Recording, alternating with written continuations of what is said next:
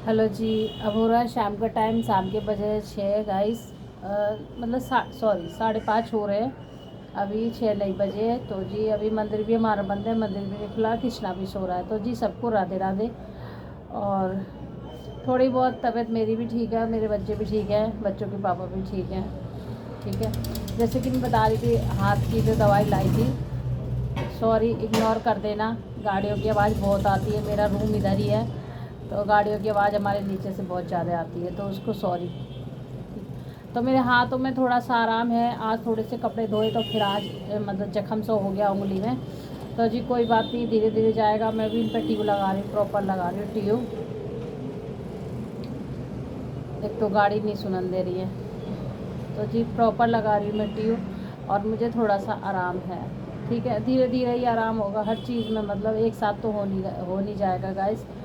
तो जी सभी के लिए राधे राधे, दोबारा से बोल देती हूँ। ठीक है, तो जी आज मैं कोई ब्लॉग शूट नहीं कर रही हूँ, और मैं बात कर रही हूँ नेहा के बारे में, नेहा और वो राजमहल के बारे में। ठीक है, नेहा के जो पति है जिससे शादी होने वाली थी, उसके बारे में बात कर रही हूँ। कि मैं उनसे ये कहना चाहती हूँ कि भैया आपने बहुत गलत करा है। नेहा ने जो करा था वो करा था, नेहा को दंड मिल चुका है। ठीक है, सब ने नेहा को सुना चुके हैं, सब लोग नेहा को, और उसकी बेइज्जती काफ़ी हो चुकी है नेहा की, नेहा तिवारी जो हैं। तो मैं उन भैया से यही कहूँगी, उनके जो नेहा के पति है, कि भैया आपको ऐसा नहीं करना चाहिए। नेहा का आप साथ दो। एक तो वो पहले ही दुखों की मारी है, इतनी ज़्यादा बहुत ज़्यादा दुख आ रखे थे उस पर, कि उसका पहला पति भी चला गया। ठीक है, और दूसरा मतलब 5 साल बाद अब इसने ये सोचा करने के लिए, घर वाले मतलब नेहा तो मना ही कर रही थी, घर वाले ने ही बोला था करने के लिए, कुछ नेहा की भी राजी होगी, ऐसी बात नहीं है कि कर ले शादी, ऐसे गुजारा नहीं होता भाई। ये भी बात सही है, एक बेटी है उसकी, और ऐसे गुजारा नहीं होगा, ज़िंदगी अभी काफ़ी लंबी है गाइस।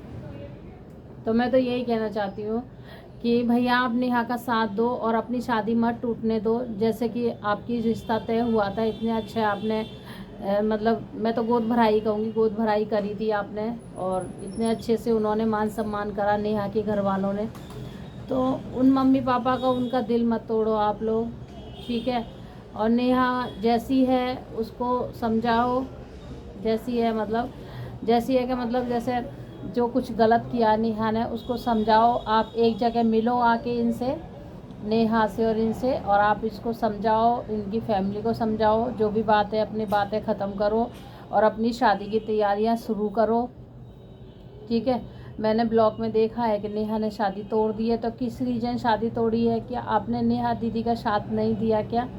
पर मैं तो यही कहूँगी कि भैया आप, जो उन्होंने गलती करी है उनको दंड मिल चुका है, कोई बात नहीं। गलती इंसान से ही होती है, कोई मतलब उनसे नहीं होती है, पक्षियों से इनसे गलती नहीं होती, इंसान से ही गलती होती है, बहुत बहुत बड़ी गलतियाँ हो जाती है। पर नेहा ने बहुत बड़ी गलती करी थी, सचिन का घर तोड़ने के लिए बहुत कोशिश करी थी। नेहा ने ये नहीं सोचा कि भाई जैसे मेरा पति मुझे छोड़ के चला गया, अगर ये इसको छोड़ के चला जाएगा मनीषा को, तो इसके दिल पे क्या बीतेगी।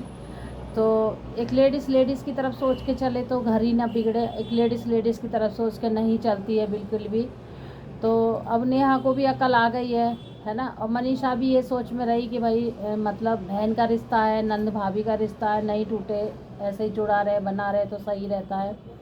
तो मैं तो उन्हीं लोगों से यही कहना चाहूँगी कि तो भाभी को भी संभल के रहना चाहिए।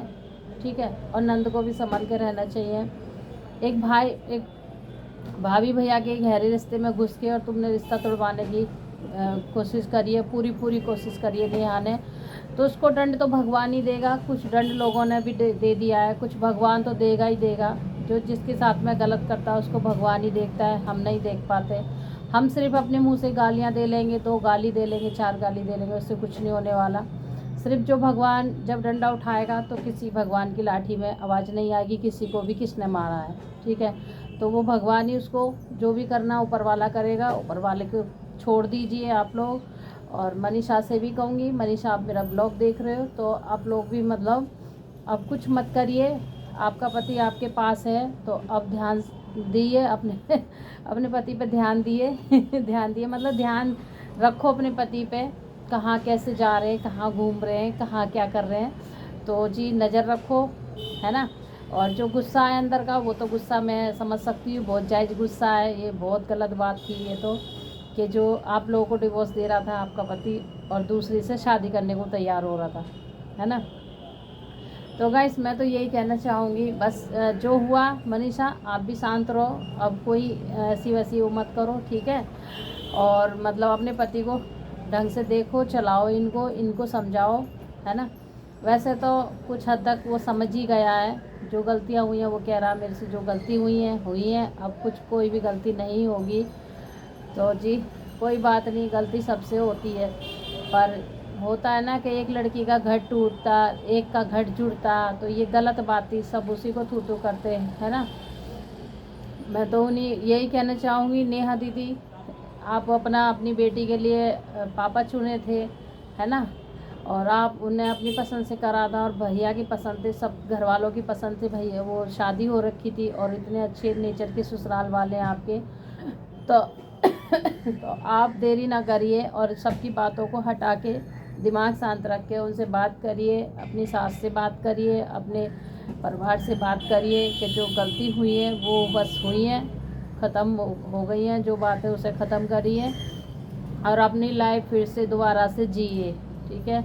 और शादी करिए भैया के साथ में, और अगर शादी करोगे आप बहुत खुश रहोगे उनके यहाँ पे, और नहीं तो आप अपनी ज़िंदगी ऐसे ही भटकते रहोगे, ठीक है। कभी कोई आएगा तुम्हें धक्के मारेगा, कभी कोई आएगा तुम्हें इल्ज़ाम लगाएगा, कुछ ना कुछ मतलब होता ही रहेगा तुम्हारे साथ में। एक बेटी पीहर में रहती है, एक बच्चे को पालती है, और जब वो इधर उधर घूमती है जाती है लोगों के साथ में, तो कुछ ना कुछ घटनाएं ज़रूर होती हैं, ठीक है। या तो आप किसी के साथ जाओ ही मत, अपने घर छोड़ के अपने घर पे रहो, अपनी दुकान पे फोकस रहो, अपने घर पे काम पे रहो, अपने बच्चों पे रहो, अपने माँ बापन के पास रहो, इधर उधर आप जाइए ही मत, ठीक है। जब आपके साथ में कोई नहीं है तो आप क्यों जाते हो अकेला बाहर, तो आपको नहीं जाना चाहिए बाहर।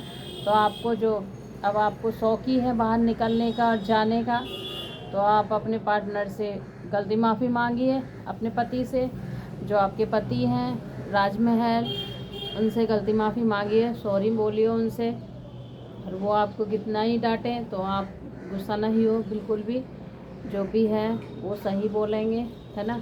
और मैंने तो उनकी थोड़ी सी क्लिप सुनी थी, तो मुझे तो सही लगे बात करने में कि भाई न्याय की बात कर रहे हैं, कह रहे हैं कि जो भी होगा देखा जाएगा, पर हमें इतनी बातों पे नहीं पता था क्या है रहा क्या नहीं हो रहा, ये मैं तो चैनल चलाता नहीं हूँ। तो मैं तो बस यही कहना चाहूँगी गाइस, अगर मेरी बात आपको अच्छी लगे तो बताना मुझे ज़रूर, और गलत लगे तो अभी बताना। देखो जी उधर का उसका घर टूटने वाला था मनीषा का, तो वो घर बचा है टूटते टूटते, भगवान की मर्जी नहीं थी उधर, है ना। इधर इसका घर टूट ससुराल वाले तोड़ने से, वो ससुराल वाले नहीं, नेहा तोड़ दिया, नेहा ने अपना तोड़ दिया अपना ससुराल से रिश्ता, जो अभी रिश्ता जुड़ा था। तो किस रीजन पे रिश्ता तोड़ा नेहा ने, उनकी कोई गलती नहीं है बिल्कुल भी, ससुराल वालों की क्या गलती है, गलती तो नेहा दीदी आपकी है, उनसे आपने क्यों रिश्ता तोड़ा। अगर आप गलती भी माफ़ी मांगोगे ना अपनी सास से, अपने पति से, किसी से भी, है ना, कि गलती हो गई माफ़ कर दो, वैसा कुछ भी नहीं होगा, और आप मेरे से शादी करो, तो वो शादी के लिए तैयार हो जाएंगे, वो मना नहीं करेंगे शादी के लिए, क्योंकि एक बेटी है आपके आगे, ठीक है। और उनको कहीं ना कहीं बेटी के लिए वो बहुत प्यार करते हैं, आपकी बेटी के लिए। मैंने तो जब आपकी सगाई हो रही थी तभी देखा था कि बेटी को लेके हर जगह उन्होंने फ़ोटो शूट कराए हैं, और आपके साथ में, है ना। तो यहीं देखा जाता है इंसान कितना अच्छा है कितना गलत है। तो बस गाइस मैं तो यही कहना चाहती हूँ, है ना, बस रिश्ता बच जाए भगवान की कृपा से, किसी का भी रिश्ता हो, रिश्ता ना टूटे, जैसे भगवान ने जोड़ी दिया ऐसे जोड़ी बना के रखे सभी की, है ना। और रिश्ता तोड़ने में बहुत ही मुसीबत आती है, बहुत परेशानी आती है, गुस्से में इंसान कह तो देता है कि न तू जा घर से, या तू घर से निकल जा, या मतलब मेरा तेरा कोई मतलब नहीं है। फिर तो ये है कि दोनों लोग ही बोल देते हैं तू मेरा नहीं है मैं तेरा नहीं हूँ, वो वाला हाल हो जाता है ना।